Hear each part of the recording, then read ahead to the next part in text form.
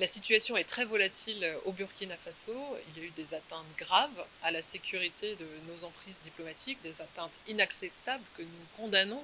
Et vous savez que la responsabilité incombe aux autorités burkinabées d'assurer la sécurité des emprises diplomatiques au titre des conventions internationales.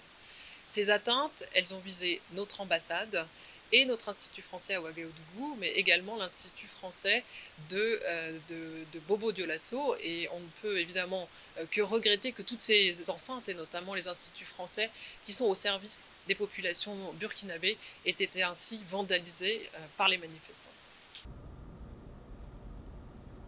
La France n'a aucune implication, que ce soit la France à titre politique ou la France au titre de ses forces armées n'a aucune implication dans les événements survenus depuis vendredi au Burkina Faso.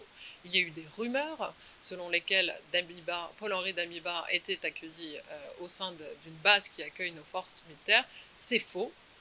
Cette base n'a jamais accueilli Paul-Henri Damiba, ni notre ambassade, et nous n'avons là encore aucune implication.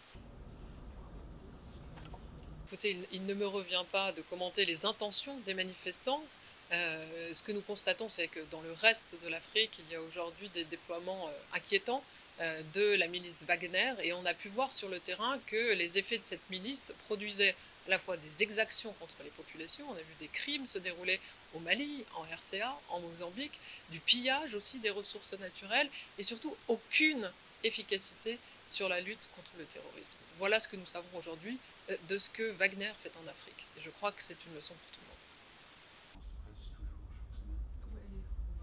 le monde. Nous avons à peu près 4000 ressortissants français enregistrés au Burkina Faso, et donc nous leur renouvelons nos appels à la plus grande vigilance.